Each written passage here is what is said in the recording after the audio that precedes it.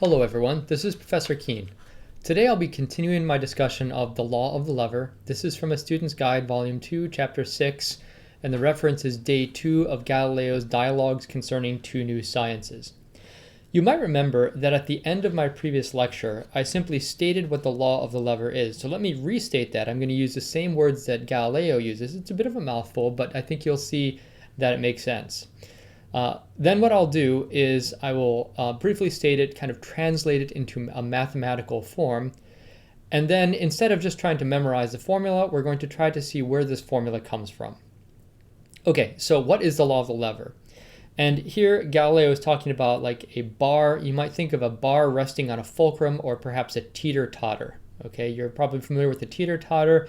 Where you put two people, one on each end, and if they're just the right distances and just the right weights, then they can balance each other. The teeter-totter will balance. So here it is.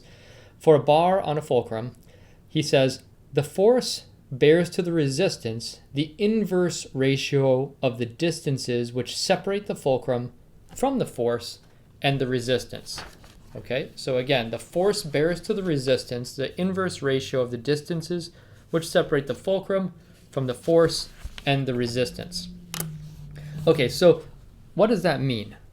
Let's draw a picture and then write this down in a mathematical form just so we understand what he's saying. He's saying if you have this point right here is called the fulcrum. It's the point on which this lever or bar balances. And what he's saying is if the fulcrum is not right at the center of it. Now we're going to ignore the weight of this bar and just imagine that it's a very, very light bar compared to the weights you put on it. Okay? So let's suppose you apply a force to this end. Maybe a person sits on this end, or you put a block or something on this end, and you put another block or a weight or something on this end. And so you have a downward force on this end. And it is at a distance from here to here. We'll call it the length of the length that the force is being applied from the fulcrum. And in order to balance that, you need to apply a resistance force over here. He calls it the resistance. I'll call that R over here. And that is going to be applied a distance L, we'll call it L sub R, from the fulcrum. Okay, so you got these two forces, and they're potentially different forces, and they're potentially different lengths, and those are going to be in equilibrium. So he says that these will be in equilibrium, or the entire lever will be in equilibrium. It'll be static. That means it won't be moving. It won't have a tendency to go down one way or the other. If the force bears to the resistance, that is the ratio of these two, in the inverse ratio of their distances from the fulcrum. That means the force is to the resistance in the inverse ratio, that is as the ratio of the length to the resistive force to the length of the original force. Okay, so this is what he's claiming. So this is the claim of Galileo. This is his claim for them to be in equilibrium. Okay, so I've kind of translated his language, his text language, into a mathematical formula. Okay, so the force bears to the resistance in the inverse ratio of the lengths as the lengths of the resistance and the force. Sometimes you'll see this written in a slightly different way. If you're comfortable, which most of us are, with algebra, we can rearrange this, cross multiply it, and you'll sometimes see the law of the lever written as the force times this L sub F equals the resistance times L sub R. And sometimes in different textbooks you'll see this with F1 times L1 equals F2 times L2. And I guess this is just another way to write that same formula. Galileo does not state it like this, again, because he has a tendency to write things as ratios, so you're always comparing like quantities. Notice the left-hand side here, you're relating forces. On the right-hand side, you're equating lengths. Here, we're more cavalier about it. We're multiplying a force by a length. Galileo would be uncomfortable with this kind of thing, but generally speaking, we tend to be more comfortable about this sort of thing. Okay, if we write it like this, and actually I'm going to write it in a little bit more general way, F1 times L1 equals F2 times L2. Sometimes you'll see it this way, where force 1 is the force applied to one side, L1 is the distance from the fulcrum, F2 is the force applied to the other side, and L2 is the distance of that force to the fulcrum. So sometimes you'll see it written this way. These are all equivalent statements. Okay, and maybe I'll point this out right away. If you think of this quantity, the force times the length, this has a name, and it is called the torque. We'll call this torque 1, or maybe we'll call it the moment number 1. It's a tendency. It's a force times a distance, and it's a tendency. It's a force that tends to rotate something about some point. Okay, so this is the torque that this force is applying, or the moment being applied by that force. And this side over here is the torque that's being applied to this side, torque 2 or moment 2. So you might think of, if this is force 1 and this is force 2, this torque, that force times that distance, is trying to rotate this around in the clockwise direction.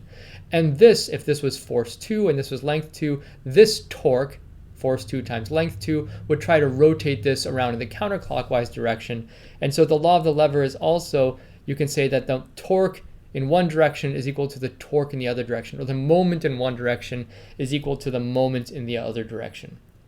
Okay, later on Galileo is going to talk about moments, or tendencies to twist something about a point.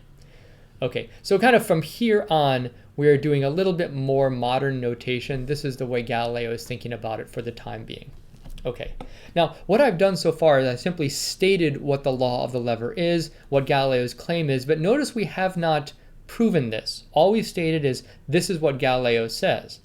And I never like to just memorize formulas, because you don't really know what the limitations of the formula are, how it comes about, if there are any alternative ideas that might be better.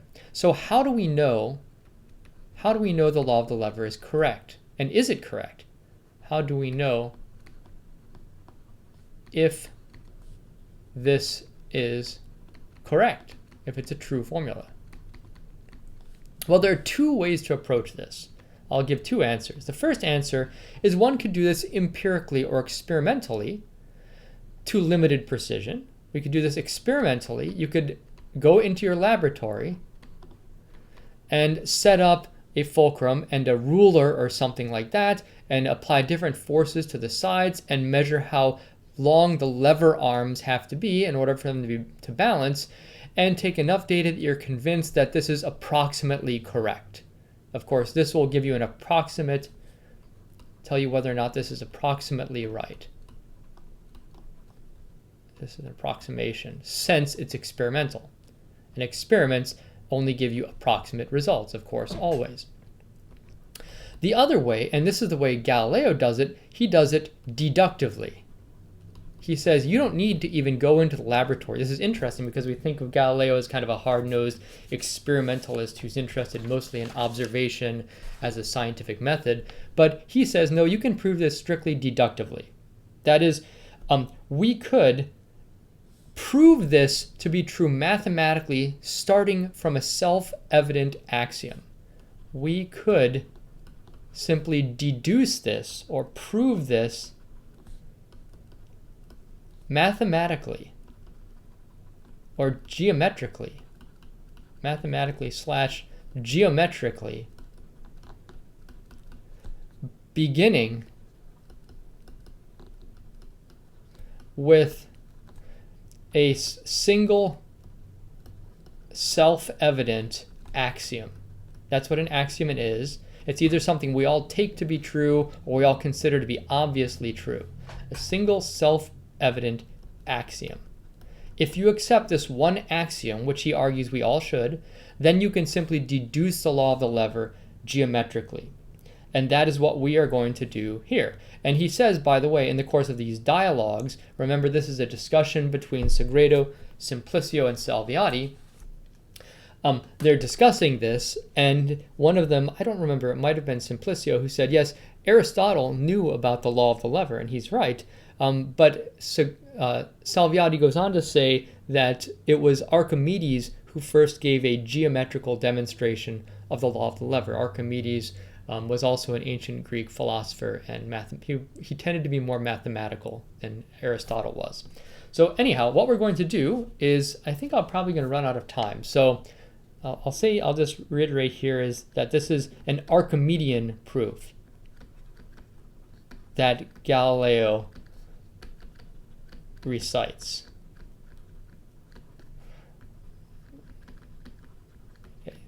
Okay, and we are going to talk about this in my next lecture.